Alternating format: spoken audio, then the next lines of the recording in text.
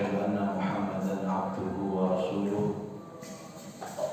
اللهم صل على سيدنا محمد وعلى آله وصحبه أجمعين سبحانك لا علم لنا إلا ما علمتنا إنك أنت العليم الحكيم رب اشرح لي صدري ويسر لي أمري واحلل عقدة من لساني يفقهوا قولي أما بعد Ma'asyiral muslimin wal muslimat, Bapak Ibu jamaah subuh Masjid Baiti Jannati rahimahullah. Ada sebahagian yang memulai satu Rajabnya itu hari ini. Konon kemarin hari Rabu, Selasa malam itu tidak nampak hilal atau bulan. Jadi ada sebagian yang memulai Rajabnya hari ini.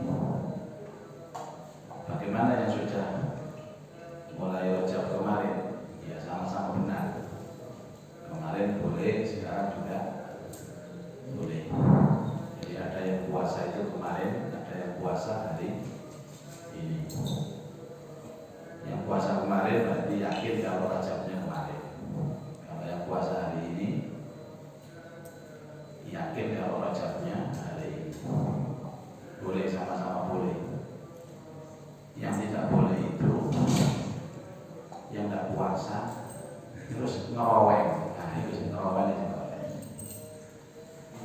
Kita berdoa kepada Allah, Allahumma barik lana fi Rajab wa Sya'ban wa ballighna Ramadan. Kita baca 3 kali sama-sama. Allahumma barik lana fi Rajab wa Sya'ban wa ballighna Ramadan.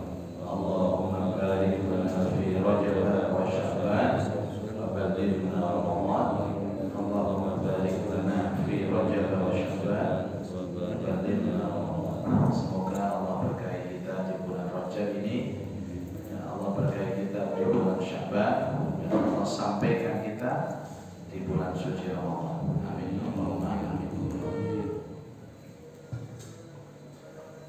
Tentang kesunahan puasa Rajab ini, kesunahan yang mutlak Bapak Ibu, karena Rasulullah menyampaikan bahwa Rajab ini adalah bagian dari Syahrullahil Muharram, bulan yang dimuliakan. Ada 4, yang 3 ini berurutan, Dzulqa'dah, Dzulhijjah, Muharram. Nah yang 1 ini terpisah. Dia datang setelah Jumadah. Jumadah itu Jumadil Akhir, yaitu Rajab. Dan beliau Rasulullah SAW menyampaikan Afdhalus shaum ba'da Ramadan shaum syahrillahil muharram. Sebaik-baik puasa yang dilakukan setelah Ramadan itu adalah puasa di bulan haram. Salah satunya bulan haram ini adalah bulan Rajab. Ada hadis lain Nabi SAW supaya tidak dianggap wajib, maka beliau menyatakan sum al-haram wathruk al-haram, puasa di bulan haram dan tidak usah puasa di bulan haram. Jadi tidak sempurna, kadang puasa, kadang tidak, kadang puasa, kadang tidak. Itu supaya tidak dianggap puasa ini puasa wajib. Paling tidak kita sudah terbiasa puasa, sehingga nanti pada saat benar-benar masuk bulan Ramadan kita semuanya sudah siap lahir batin. Sebab batin siap poso, langsung poso, kaget, petani kaget. Hari pertama panas, akhirnya endasi membol kastus. Itu tidak baik. Hari ini kita akan melanjutkan dengan tema pemboikotan secara menyeluruh. Boikot itu apa? Di boikot itu apa? Jadi umpamanya ada orang memboikot kampung Semem ini tidak, ini rel sepur itu tidak. Jangan sampai wong semono sampai modal mriku. Niku jenenge boikot. Nah, selama 4 pekan, tepatnya setelah jangka waktu yang relatif singkat, ada 4 kejadian besar di mata orang-orang musyrik. Jadi 4 kali itu berarti hampir 1 bulan. 1 bulan itu terjadi 4 peristiwa besar. Yang pertama adalah masuknya Hamzah ke dalam Islam. Kemudian masuknya Umar bin Khattab ke dalam Islam. Yang ketiga, Muhammad sallallahu alaihi wasallam menolak tawaran dan kesepakatan bersama yang dijalin oleh Bani Abdul Muthalib dan Bani Hashim, yang kafir maupun yang muslim, untuk melindungi Muhammad sallallahu alaihi wasallam. Maka orang-orang musyrik bingung, dan memang mereka layak untuk merasa bingung. Mereka sadar jika darah Muhammad tumpah karena ulah mereka, maka Mekah pasti akan digenangi darah manusia dan bahkan bisa membinasakan mereka semua. Karena menyadari hal ini, mereka beralih dalam bentuk kezaliman yang lain yang bukan pembunuhan tetapi dengan sasaran yang sama. Jadi kemarin diancam pembunuhan gagal, mereka mencari cara lain, dibunuh secara pelan-pelan.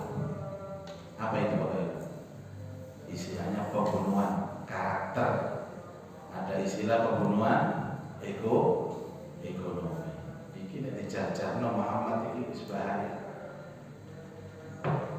Kenapa Rasulullah Shallallahu Alaihi Wasallam dengan kekuatan yang sangat minim ini tetap bertahan, Bapak? Dan kenapa orang-orang musyrik dengan kekuatan yang besar justru mereka bingung? Maka jawabannya adalah karena Rasulullah Shallallahu Alaihi Wasallam itu yakin benar.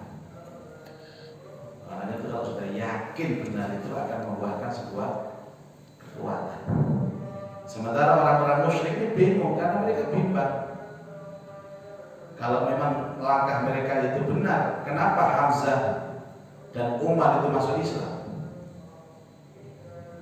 Kalau mereka ini salah, wis kadung gengsi, Pak. Kate mundur, bingung akhirnya mereka. Makanya kekuatan yang pertama itu adalah keyakinan bahwa langkahnya adalah benar. Nabi tidak ada rasa takut sedikit pun, Bapak Ibu.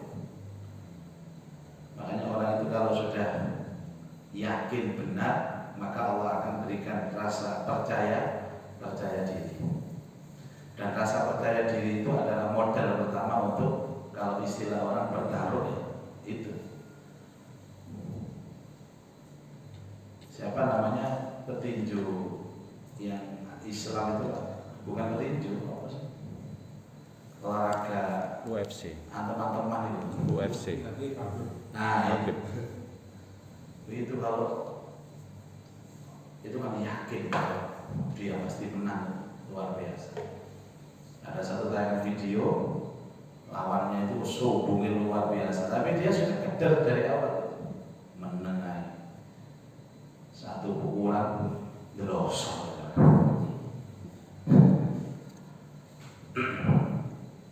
Itu yang terjadi dalam psikologi Rasulullah dan orang-orang musyrik. Makanya Rasulullah itu tenang orangnya, tidak ada rasa takut, negosiasi dihadapi dengan baik. Sing bingung mau musyrik. Jadi secara terang-terangan ingin membunuh Rasulullah, mereka tidak sanggup. Akhirnya mereka membuat cara bagaimana mereka itu bisa membunuh karakter Muhammad, sekaligus bagaimana Muhammad ini benar-benar terusir dari Mekah. Maka mereka berkumpul di perkampungan Bani Kinanah untuk membuat kesepakatan bersama menghadapi Bani Hashim dan Bani Abdul Muthalib. Jadi yang pertama dulu Bapak Ibu, isunya itu Muhammad secara pribadi. Yang kedua, isunya itu Muhammad bersama dengan kelompoknya. Nah sekarang berkembang, yang diserang itu justru Muhammad dan keluarganya. Siapa keluarga Rasulullah? Bani Hashim dan Bani Abdul Muthalib. Akhirnya mereka bikin kesepakatan. Yang isi kesepakatannya itu pertama, larangan menikah.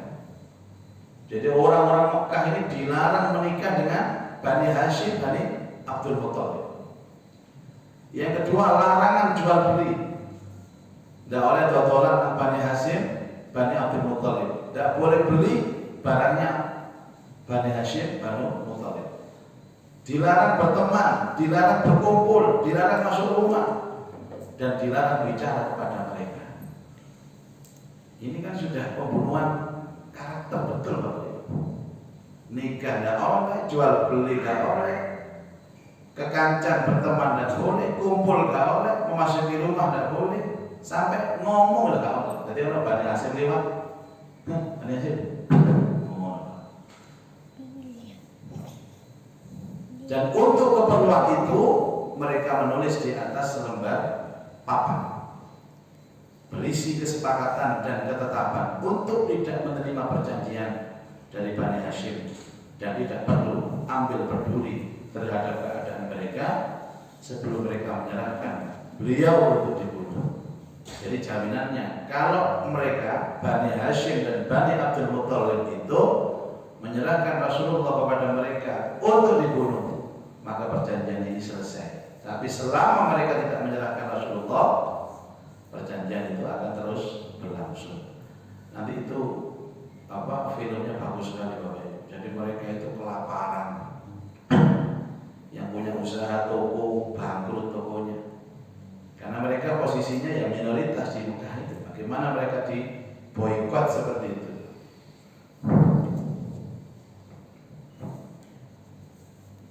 Sampai segitunya mereka memusuhi Rasulullah. Ibnul Qayyim mengatakan ada yang berpendapat piagam itu ditulis Mansur bin Ikrimah bin Amir bin Hashim. Ada pula yang berpendapat dia adalah Nadhr bin Haris. Yang benar dia adalah Baghid bin Amir bin Hashim. Rasulullah SAW berdoa untuk kemalangannya hingga tangannya menjadi lumpuh. Jadi perjanjiannya ditulis di papan, ditempel, sehingga mereka itu melihat dan membaca. Nah, piagam ini selesai dibuat, lalu papannya digantungkan di tembok bagian dalam Ka'bah. Ka'bah ini kan posisinya posisi di tengah, dan Ka'bah ini pasti didatangi oleh orang, sehingga kalau ada pengumuman papan perjanjian kesepakatan yang ditempel di dinding Ka'bah itu pasti dibaca. Mungkin kalau sekarang itu kan di Ka'bah, di mana? Di grup WA. Kalau sekarang, sekarang ini undangan manual yang gak payu, ya. Setiap ada undangan, kalau kirim makan nanti beliau, buatan usaha kan share mau cukup. Mungkin zaman kirim makan yang gak kepada uang ya. Jadi semua itu seperti share. Akhirnya apa yang terjadi Bapak Ibu? Sekolahnya nagih ke orang tua wali murid itu karena anaknya nunggak 3 bulan selama pandemi nggak bayar. Karena sekolahnya daring itu Bapak Ibu. Bapak anaknya sudah nunggak 3 bulan. Jangan mati. Ini tagihannya Pak.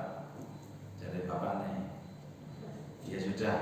Jadi ikut difoto duit, ditekek, difoto set, dikirim ke ini sudah saya bayar. Loh, ini apa Pak? Enggak ya kan sekolahnya kan online, maka saya bayarnya juga online. Ya Allah.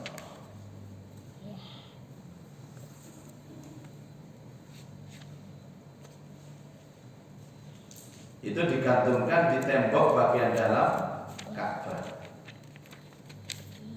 Bani Hashim dan Bani Abdul Muthalib bergabung menjadi satu. Ya kan turunan Bapak Ibu kan. Bani Abdul Muthalib kemudian Bani Hashim. Abdul Muthalib kakeknya Rasulullah, Hashim ini kakek buyutnya Rasulullah. Yang mukmin maupun yang kafir kecuali Abu Lahab. Nah, inilah aneh. Nah, Abu Lahab ini lah Bani Hashim. Abu Lahab ini Bani Abdul Muthalib, tapi dia tidak terkena boikotan ini. Langgar ketang situ ini. Sinten jenenge? Abu Lahab. Yang tentu yang paling jenenge Abu Lahab. Itu parahnya. Jadi semua Bani Hashim, semua Bani Abdul Muthalib terkena dampak perjanjian kesepakatannya. Boikot. Jadi diboikot di dalam aspek sosial, Bapak. Gak oleh rabi, gak oleh dagang, gak oleh jual beli, gak boleh ada transaksi. Bahkan tidak boleh bicara dengan Bani Hashim, Bani Abdul Muthalib. Tapi tidak berlaku dengan Abu Lahab. Mestinya kalau mereka itu adil, pemboikotan terhadap Bani Hashim dan Bani Abdul Muthalib itu juga mengenai siapa? Abu Lahab. Abu Lahab itu keluarga. Tapi Abu Lahab enggak. Abu Lahab bebas saja. Ya disetip ayamnya Abu Lahab. Nah, Bapak Ibu sekalian, pemboikotan ini benar-benar ketat, dan mereka benar-benar menjalankan boikot itu. Mungkin ada ancaman ya, kalau memang selain Bani Hashim dan Bani Abdul Muthalib itu kalau melanggar mungkin mereka akan diancam. Jadi ini benar-benar sudah lintas kemanusiaan, Bapak Ibu. Tidak hanya kepada personal Nabi Muhammad SAW, tapi juga keluarga Rasulullah. Bayangkan kalau kita ini tidak terisolasi, tidak bisa kemana-mana, Bapak.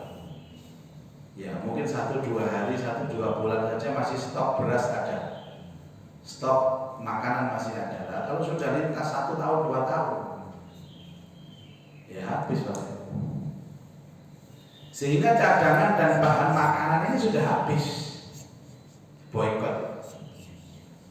Sementara orang-orang musyrik tidak membiarkan bahan makanan yang masuk ke Mekah atau barang yang hendak dijual, melainkan mereka langsung memborong semuanya. Jadi kalau ada pedagang dari Syam itu dihadang. Apa tadi? Bani Hashim, stop, borong. Dari sana, stop, borong. Jadi tidak ada keluar masuk logistik itu tidak bisa.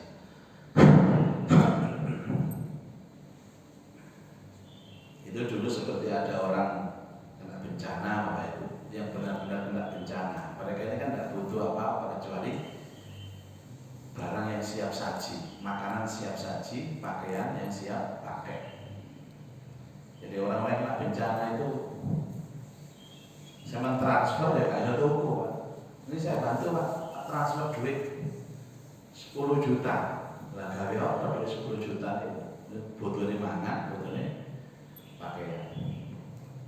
Kadang-kadang Bapak Ibu sekalian, memang suatu ketika kita itu dihadapkan bahwa uang kita itu tidak ada gunanya. Dulu saya pernah mengantar seorang sahabat, belum ada bandara Samarinda, kita dari Balikpapan itu naik darat, terus ke Tenggarong sana, naik mobil mewah, kita bawa uang itu, waktu itu 2 miliar.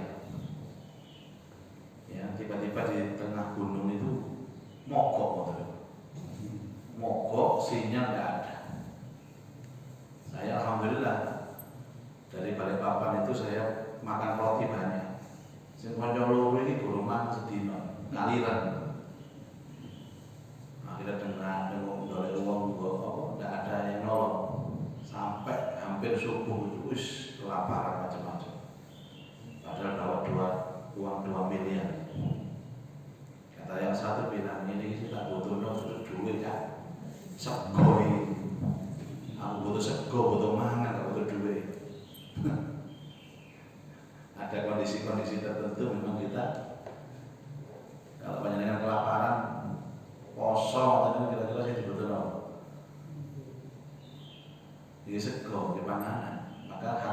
man aftara shaiman, siapa yang memberikan buka puasa untuk orang yang puasa, memberikan makanan untuk orang yang berpuasa. Bukan siapa orang yang memberikan uang kepada orang yang berpuasa. Karena orang yang berpuasa ini yang dibutuhkan panganan, bukan duit. Kecuali duit itu bisa dipangan. Nah sekarang ini model-model sekarang ini kan nggak perlu uang lagi, semua pembayaran ini sudah pakai elektronik. Duit-duit ini kasar itu lah, apa beli dompet lah. Makanya sih ngarai dompet dot itu lah duit-duit ini. Sing orang ewan itu, mari lo rusak bisa. Sing enak ini gua dolar ini pak. Dolar itu titik mana sisi akeh bisa. Makanya umroh itu mau Surabaya daerah itu dompet itu top. Di sini yo 10.000. 5.000 paling kan 100.000. Nek tiang-tiang sing joge-joge yo mboten enten lho. Dolar situ tok iki. Awake iki duwe 50.000 diurutno ora situ real. Sing dolar oleh akeh ya. Padahal pada kertas sih. Ya napa niku Pak. Jadi kita itu kadang-kadang ditipu oleh bentuk angka. Podo kertas tapi nilainya berbeda. Nah, barang-barang yang mau Mekah dihadang, sehingga keadaan Bani Hashim dan Bani Abdul Muthalib benar-benar mengenaskan dan kelaparan. Sama kapan diboikot. Akhirnya mereka hanya bisa memakan dedaunan dan kulit binatang. Masya Allah. Makan kodok.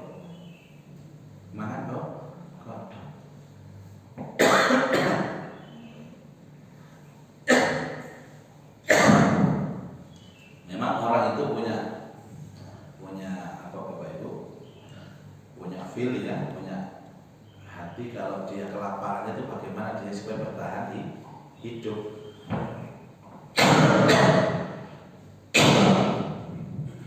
Salah satunya makan dedaunan itu dan kulit binatang. Orang itu kalau lapar itu nopo mawon ya hati to. Sing asale panganan gak doyan kulit doyan.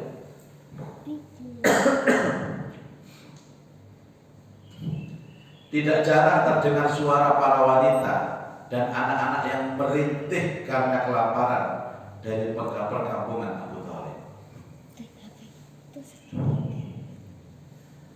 Kemudian, kalaupun ada bahan makanan yang bisa masuk, maka itu dilakukan dengan cara sembunyi-sembunyi dan mereka tidak bisa keluar dari perkampungan itu membeli segala keperluan kecuali pada bulan-bulan suci.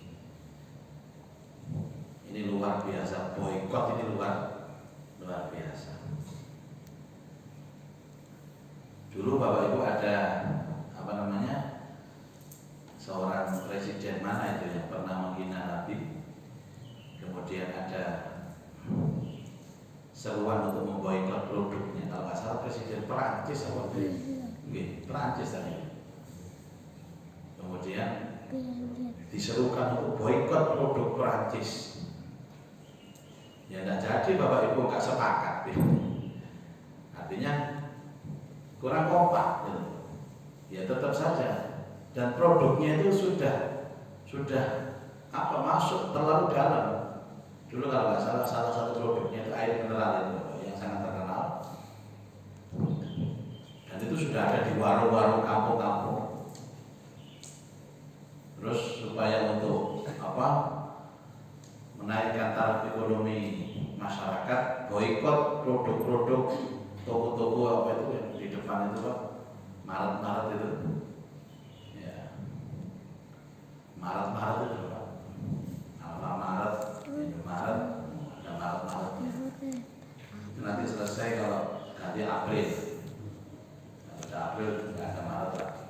Tapi tidak sepakat. Ya, boykot itu harus sepakat kalau ini seperti itu. Nah susah kita itu memboikot produk-produk begitu ya susah. Karena pertama mereka ini sudah sangat mendarah daging dengan Indonesia dan mereka ini juga backingan dari atas itu luar biasa. Tapi kasus Rasulullah ini benar-benar boikot.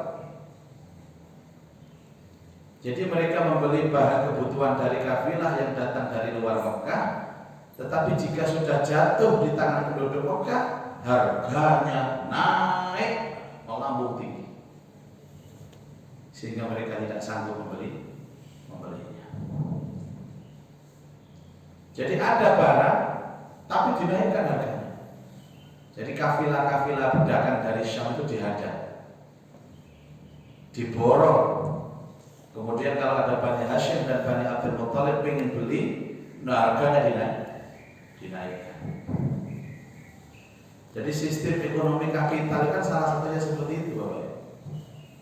Mau barang ini naik turun itu apa kata mereka yang memainkan harga itu mereka. Dulu pertama kali Bapak Ibu ingat ketika pertama kali pandemi, sing jenenge golek masker itu wangi luar biasa. Gimana Bapak? Kulo keliling Pak golek masker apotek iki apotek. Wah, ini kalau damel masker itu kain-kain sing gak kanggo, suwek apa?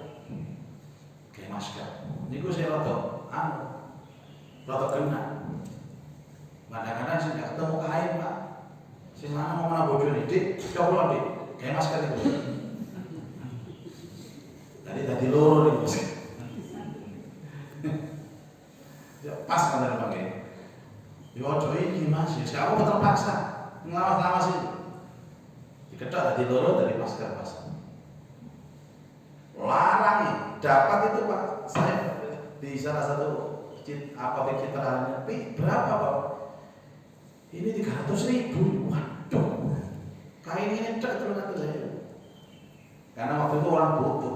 Barang sana ini kelelehan harus tubuh. Itulah apa Bapak Ibu ya. Jadi mereka memainkan harga.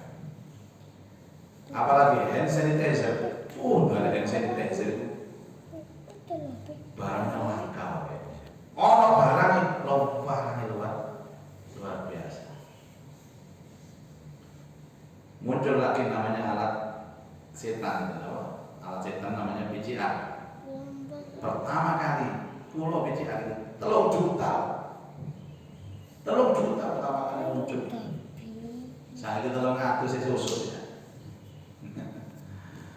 Ya Allah. Jadi begitu ya mereka memainkan harga, memainkan ekonomi itu.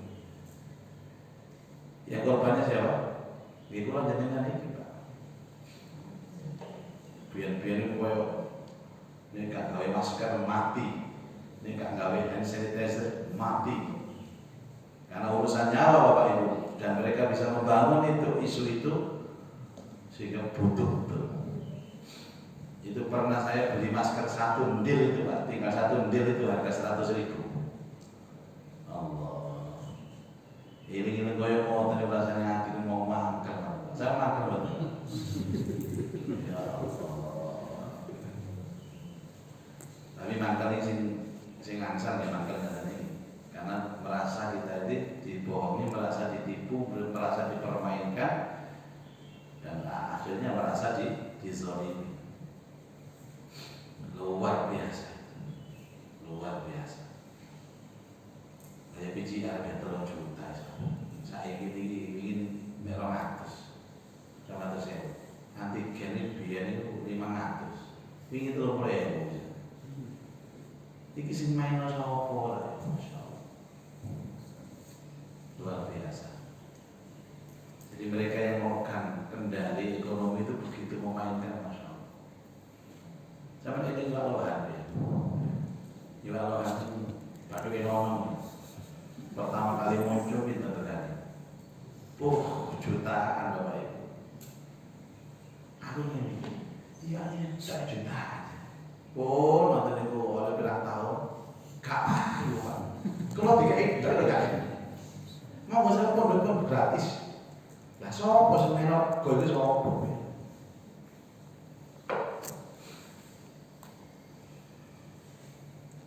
Sampai sekarang ini sebenarnya banyak permainan-permainan harga itu banyak sekali, Bapak.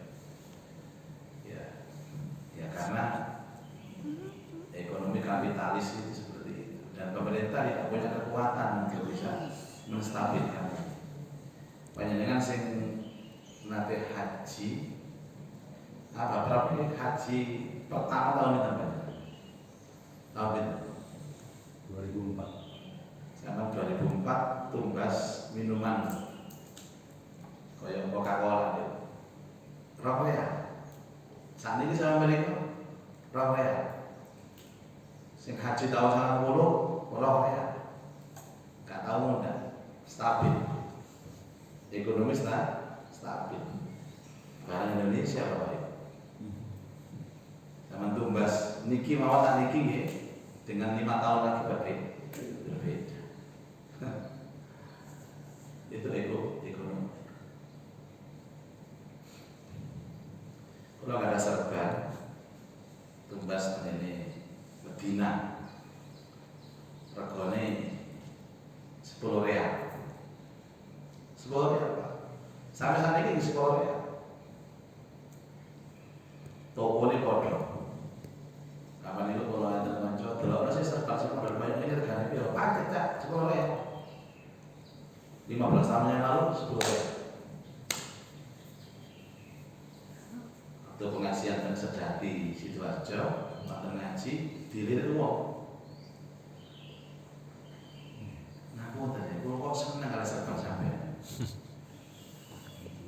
Kalau tuh pasang sama apa? Di buatan usaha, buatan. Kalau ini buatan totolan serban, Pak. Kalau senang serban sampai.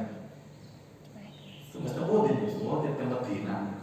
Soalnya, kalau tuh pasti kalau juta nih, lu 1 juta, kan kalau duit lo cekol, aku ini, 40 ya, itu 2 juta. Ini tenang apa? Waktu saat itu pas pun betul enak kalau lagi kenangan di Medina. Kalau tambahin paling setengah, ya no,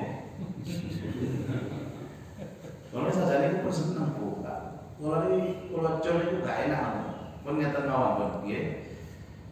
Akate mboten jual beli.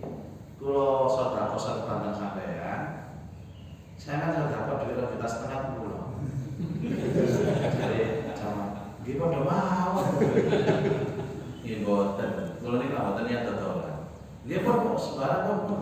Kalau coplok Pak, duit cash 2,5 juta. Berarti agak. Mungkin orang tidak melihat serbannya, mungkin dia melihat ini serban mungkin tak kayak ngaji nomor ini barokah ini kan ngoten. Kodin nggih, alhamdulillah ya Allah di lulus tenan. Akhirnya abai mau mobil lo berat tenggiri kasih kali-kali. Jadi abai. Kalau butuh setunggal mawon. Oh nggih. Boten bener renyang-renyang jenengan berobat monggo. Pungkasan itu adalah serban.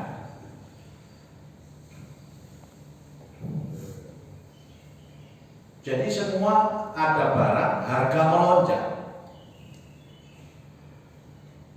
Hakim bin Hisham pernah membawa gandum untuk diberikan kepada bibinya Khadijah radhiyallahu anha. Namun Abu Jahal memergokinya, kemudian menggondeli untuk mencegahnya. Jadi suatu ketika ada orang itu bawa gandum ke rumah Ibu Khadijah. Ketemu Abu Jahal, jual lo, dirampas. Lalu Abu Mukhtari datang untuk melerai keduanya hingga hakim bisa membawa gandum itu untuk diberikan kepada bibitnya. Jadi untuk memperoleh gandum saja susahnya luar biasa. Sementara itu Abu Thalib selalu khawatir terhadap keadaan Rasulullah Sallallahu Alaihi Wasallam. Jika semua orang sudah berbaring di tempat tidurnya, maka dia menyuruh beliau untuk tidur di atas tempat tidurnya. sehingga dia bisa tahu jika ada seseorang yang hendak menikam beliau secara sembunyi. Jadi sasaran mereka itu Rasulullah, tapi berdampak besar kepada keluarga besar Nabi. Kemudian dia menyuruh salah seorang anak saudaranya dan kerabatnya tidur bersama beliau, juga memerintahkan sebagian di antara mereka untuk membawa serta tempat tidurnya. Tetapi Rasulullah SAW bersama orang-orang Muslim tetap keluar pada musim haji untuk menemui orang-orang dan menyeru kepada Islam. Nah, keteguhan hati seperti inilah yang kemudian mengundang simpati dan empati dari orang-orang yang melaksanakan ibadah haji, sehingga sampai berjalan 3 tahun baru piagam dan kesepakatan ini dibatalkan. Kondisi seperti itu 3 tahun. Dan panjenengan boleh percaya boleh tidak, kita itu sudah diboikot itu 2 tahun Pak, lewat isu pandemi COVID. 2 tahun kita terkungkung. Alhamdulillah sekarang sudah mulai sudah longgar. Tapi saya dengar ini ada PPKM menjelang Ramadan. Makanya banyak orang yang heran, kok itu virus atau iblis? Wong Natalan tahun baru itu gak masalah. Imlek kan ini gak masalah. Ramadan atau Idul Fitri kok PPKM. Kok ini malah iblis atau virus? Jadi cara mereka seperti itu, dan mereka mau melakukan apa saja ya bisa Bapak Ibu. Zaman setelah PPKM, PSBB itu apa boikotan itu nih. Eling waktu biyen ngoten niku. Wong sing mlebu toko kampung ono gak oleh mrene, gak oleh merono. Sampai ada tukaran barang Bapak. Kampung sana ndak boleh masuk kampung sini. Mlebu kampung di Oasis disemprot. Kalau mlebu ini disemprot. Allah. Suwe-suwe sing nyemprot blenger-blenger dhewe. Itu kan pemboikotan yang luar biasa.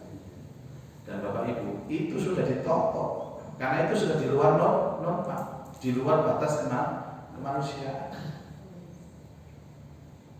Ono wong tuane gak oleh sambang anake, anak gak oleh sambang wong tuane. Ono wong mari blonjo teko pasar itu dikon glundung-glundung nang ngarepe omah disoprot. Baru mlebu. Sama ngiling-ngiling niku guyu tok. Mari guyu mangkal sampean. Sopo sing gale kaya piye-piye. Itu selama 3 tahun Rasulullah diboikot, tapi kita diboikot selama 2 tahun. Apalagi Ramadan pertama tahun 2020 kula mboten ketel belas. Akhirnya Pak Anam nama yo nopo terawih deh. Terawih. Napa kula terawih? Saking gak tahu terawih nang jowo. Bingung nang omah terawih kok anak bojo tok arek. Jadi anak terawih nang omah dawa-dawa ayat lho. Waduh diancam kowe. Kita merasakan pemboikotan itu Bapak Ibu dengan istilah apa? PSBB dan PPKM. Sadari pemboikotan itu pernah kita rasakan seperti yang dirasakan oleh Rasulullah SAW. Bedane Nabi 3 tahun, ini sampean 2 tahun. Masya Allah. Kalau diboikot. Kita ke hotel, tidak ada hotel buka, semua tutup. Terus bingung Bapak. Giling-giling ini ya Allah, iki urip di zaman apa seperti ini? Cuma istilahnya bukan pemboikotan, istilahnya pembatasan berskala besar. Gak oleh numpak sepur, gak oleh numpak bis, gak oleh numpak pesawat. Padahal gak ada apa-apa. Ya, padahal rakyat jari kono lah, kono ya kono, gak ya gak ono. Rakyat ya api-api Indonesia. Makanya jari Cak Nun itu bahasanya bagus Bapak Ibu di videonya beliau itu. Sajane pemerintah saya ini bukan pemerintah hebat, bukan pemerintah kuat, sing hebat itu rakyat. Kalau itu gak lapo-lapo, untung rakyat itu kuat-kuat. Model kau ingat kan kuat, sabar. Jadi asli ini pemerintah tidak melakukan apa-apa. Kalau ada kebaikan itu karena rakyatnya kuat. Pemerintah ngenteni duit tok aja. Duit sampeyan ngenteni kabeh. Rakyatnya biasa, ngaji ya ngaji. Yang tadi kita biaya pemerintah sampai ngaji ngaji, gaya tek dan jahil, tidak orang saya biayai. Bangun masjid ya dewi, mengaji ya biaya dewi. Anaknya lahir ya biaya dewi, sekolah biaya dewi kafe. Dari mana pemerintahnya? Ya pangan dewi kok. Baik, untuk ngomong ini tambah melarang kawan-kawan. Mudah-mudahan hikmah pemboikotan ini bisa menjadi pelajaran penting dalam kehidupan betapa besarnya perjuangan Nabi Sallallahu Alaihi Wasallam. Al-Fatihah. Iya kan dua iya kan nasta'in.